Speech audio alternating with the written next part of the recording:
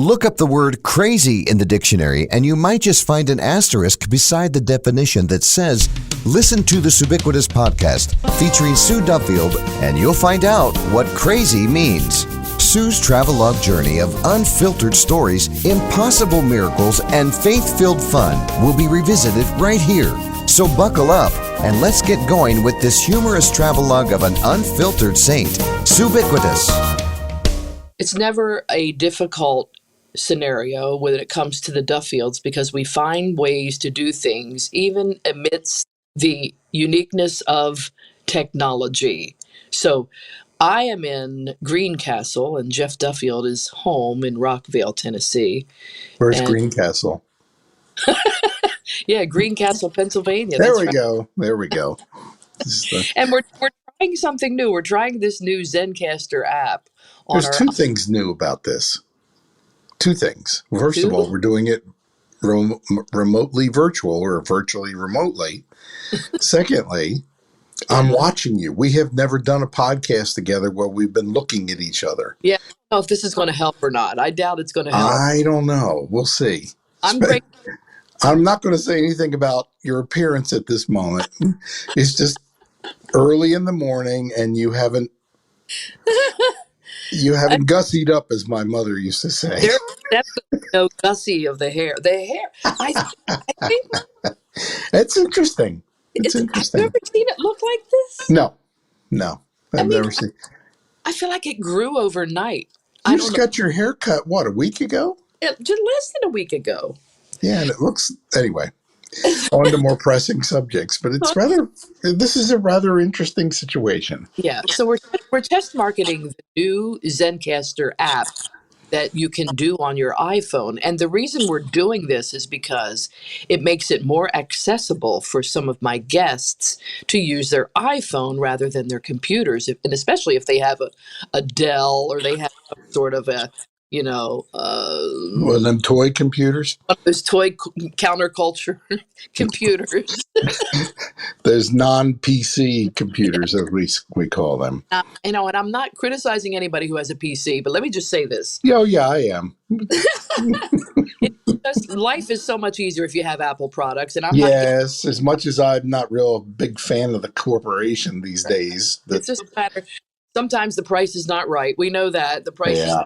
That's usually the thing that most people say, that Apple products are just too much money. Well, they are more money. You can definitely acquire the Antichrist computer, as I call them, for less money than you would an Apple. However, but they last longer. Oh, and yeah, look with at me. Much less grief and fixing.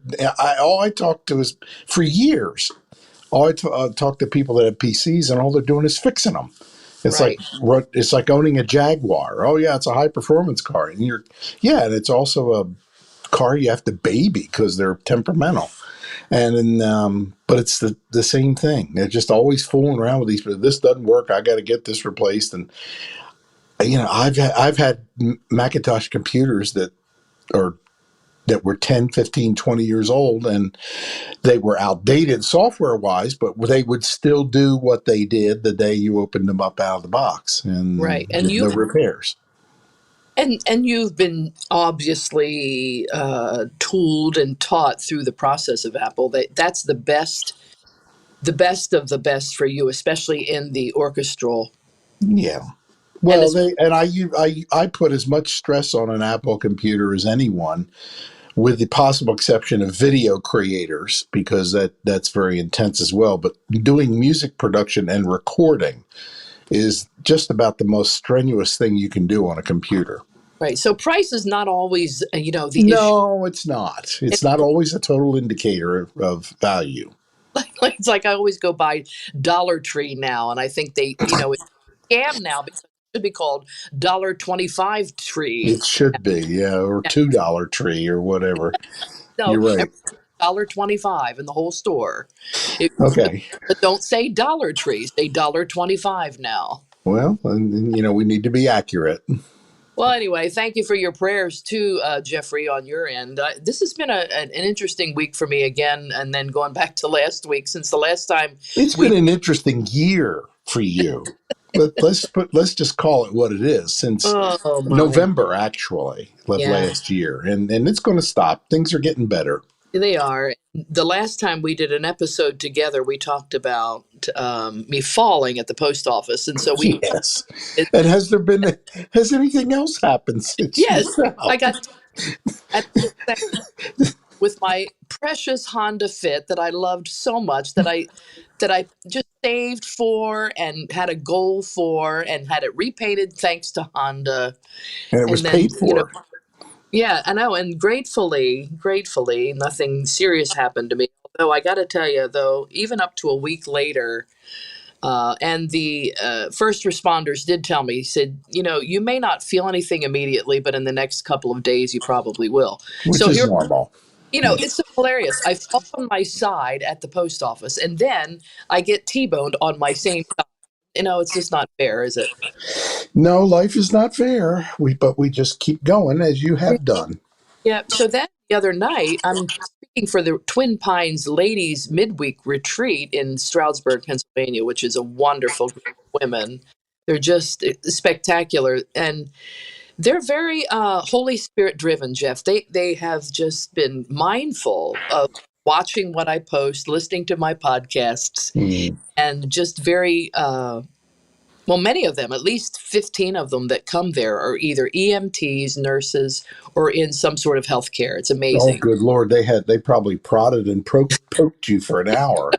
So our friend Ramona, you know who Ramona I know Ramona. is a wonderful person and just Yes. an amazing person in our life. And she is also a critical care nurse, and she's an Oh, EM, no.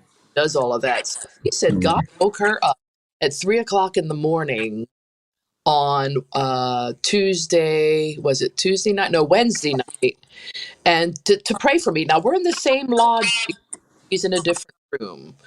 And she said the Holy Spirit told her to wake up and pray for me. Well, that was exactly when I was having this high fever. Mm.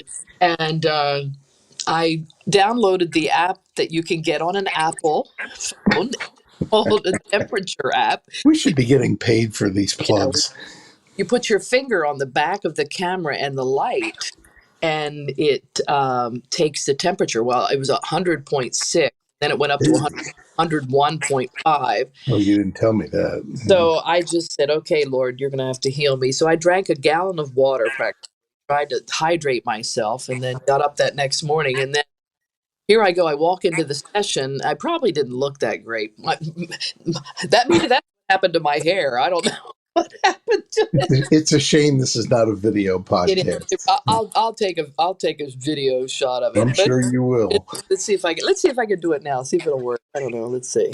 Don't mess up your thing. Oh, Yeah. I did. Okay. I got a video shot. All right. So Okay. anyway, I laughed to myself because um, these women knew exactly when I walked in. They knew, and so they prayed for me and they anointed me with oil, and I felt great that whole day. Now I had to take another little drive to get to Greencastle from Stroudsburg yesterday, and took my time, but I just had no appetite. Mm. Anyway, but today's much better, and that's why I thought, well, we'll do this podcast today. We'll figure out how we're going to do it in this new technology, and here we are. So And here we is. here we Well, is. well, it seems to be working. Working. It's working. And speaking of prices being right, I got a little devotion, Jeffrey, I'm going to end with on this one, and then you can take a nap if you want, like you always do. Yeah.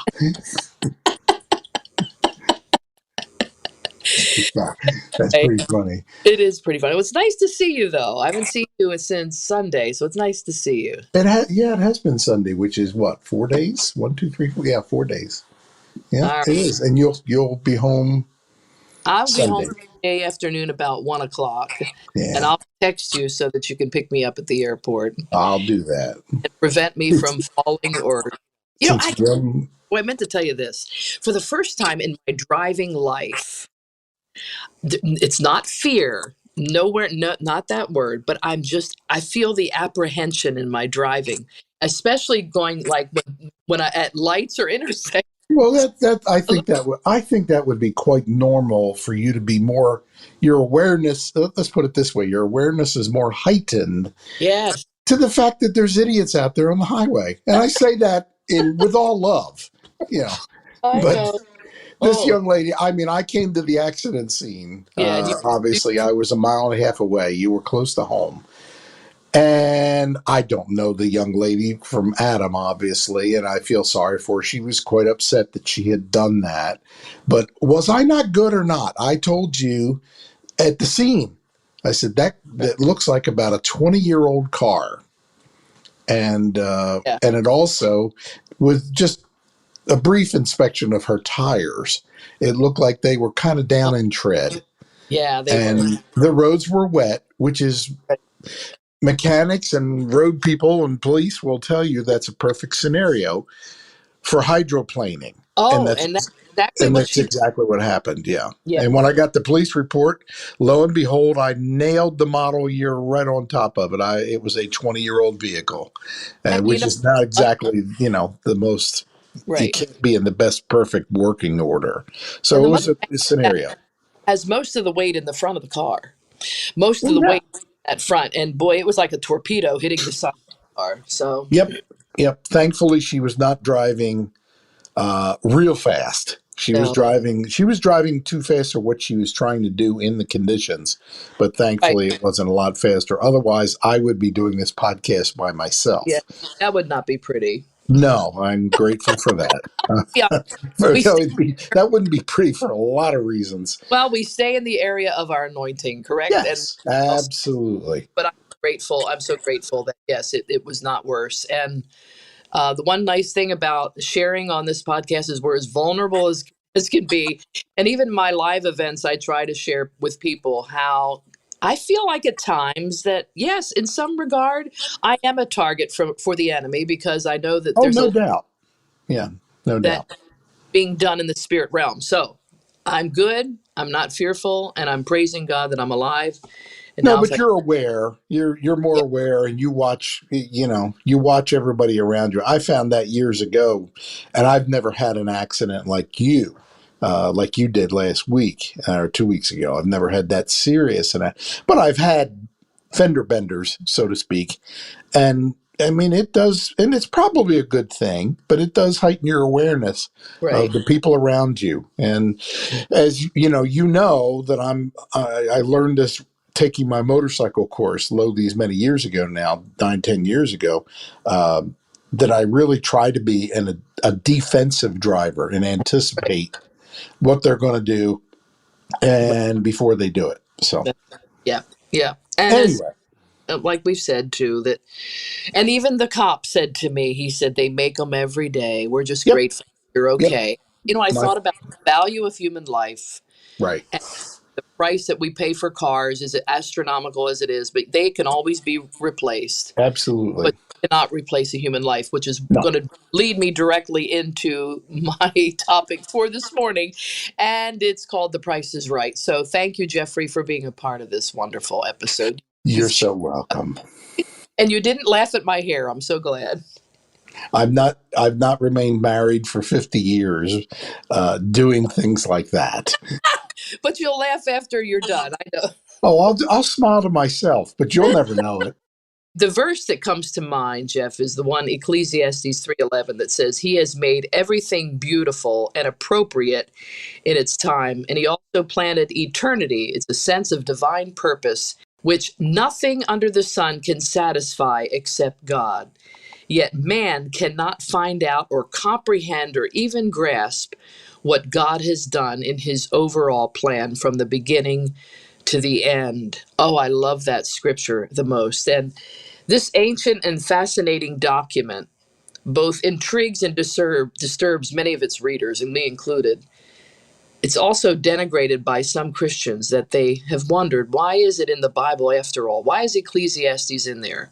However, if you read the French existentialists, say that word first thing in the morning, you'll find yourself in familiar territory. Certainly, the words of the preacher, which the word Ecclesiastes means, are memorable and have enriched the English language with several well-known phrases, such as chapter 8:15 says, "Eat, drink, and be merry." We've heard that. Chapter 10, verse 1 says, "A fly in the ointment."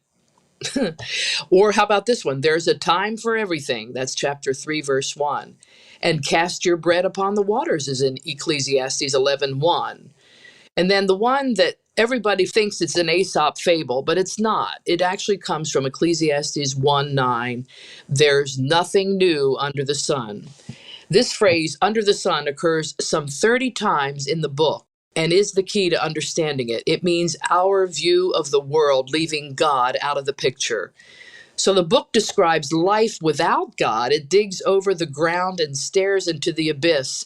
"Vanity of vanities," says the preacher, "all is vanity," chapter 1, verse 2. So in other words, it's all pointless. It's all in vain. Life is meaningless and absurd. And the absurdity and dichotomy of life goes this way too. And it's not surprising that this culture adheres to that kind of philosophy. My experience in Malaysia several years ago, I was on one side of the street where there were 24-karat gold Mercedes Benzes, and on the other side were street huts with mud-laden floors and children with dirty faces and mothers cooking in a pot over a few smoldering pieces of wood. All this makes no sense to me, and much like Haiti, the world's poorest country, yet the facts are billions of dollars have been poured into that country for decades. It just shows you how corrupt the government is. Goods hardly make it off the ships before they're pirated and stolen by the wealthy or the pirates themselves, never to make it to the orphanages or the desperate families. That's why I personally give to causes that I know funds will get into the right hands. The price of food, clothing, goods, and substantial medical supplies is astronomical. But what good is it if it never gets into the hands of those who need it?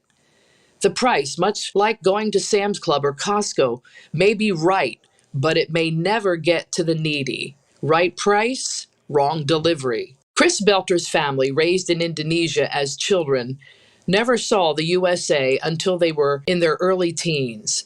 First trip home, what did they do? They go with their grandma to Costco in Arizona. They were stunned, immobile, terrified. They could not get their head around the astounding consumption of Americans buying pallets full of food and household supplies.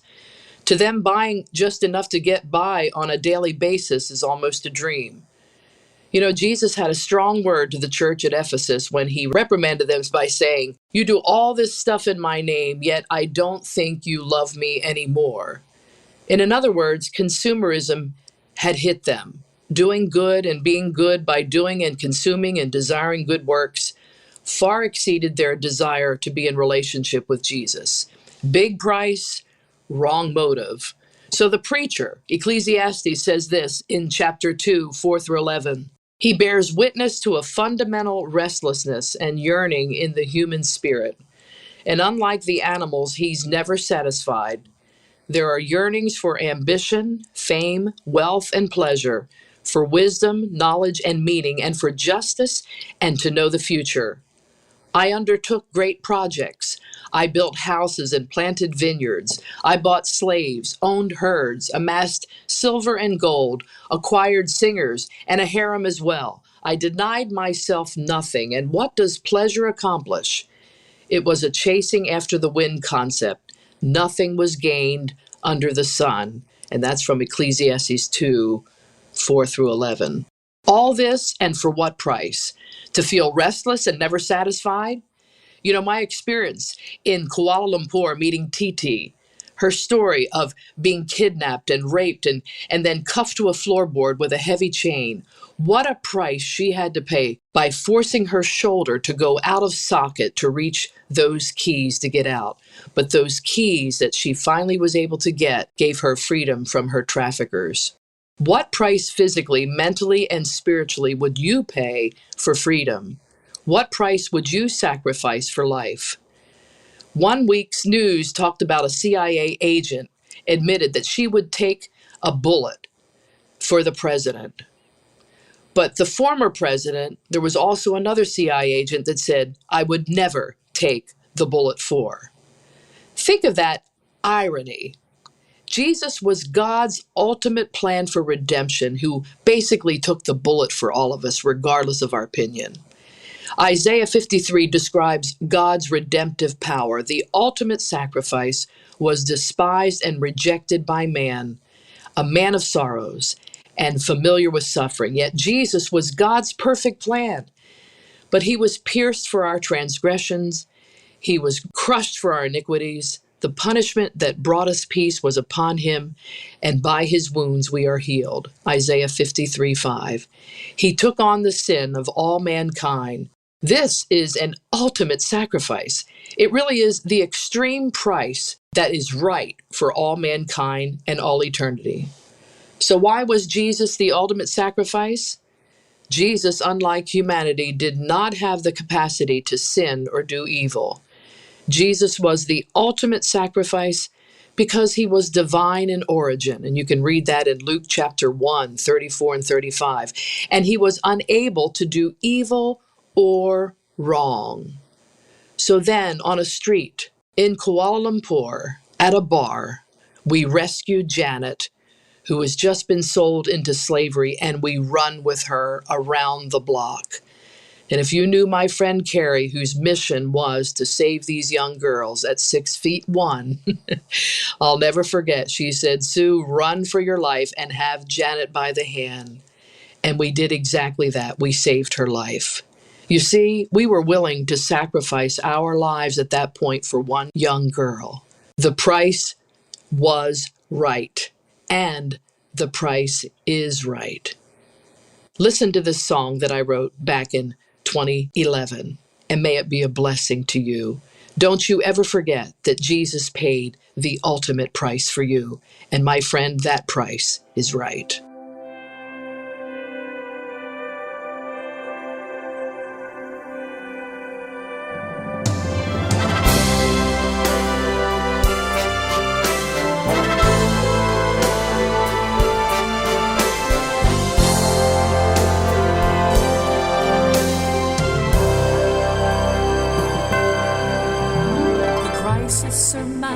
As we turn away our eyes, the slave trade of humans has hit an all-time high.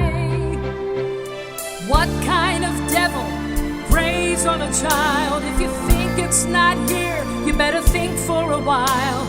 I'll stand up and fight to bring it to light. This is why she's not for sale. This captive is free. She's not for sale. No more bondage indeed. She needs to know we'll fight for her life, that Jesus himself paid extreme sacrifice, and now she's bought with a much higher price, and that price is right.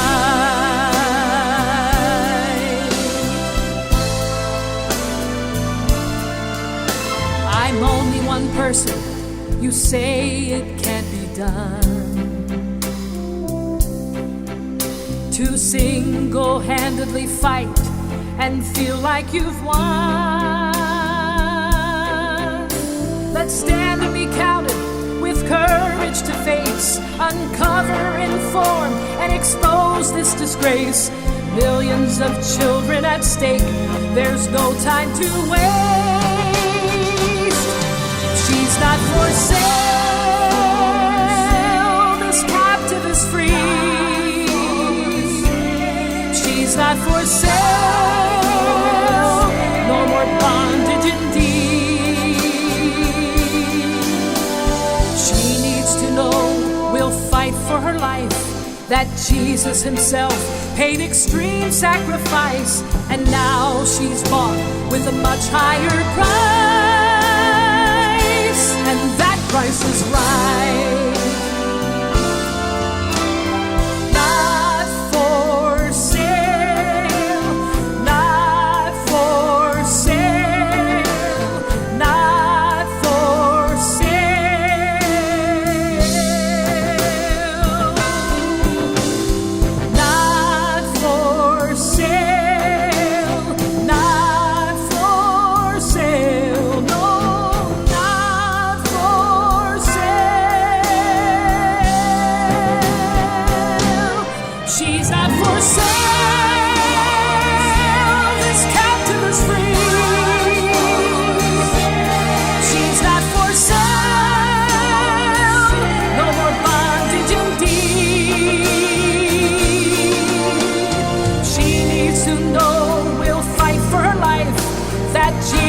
himself, paid extreme sacrifice, and now she's bought with a much higher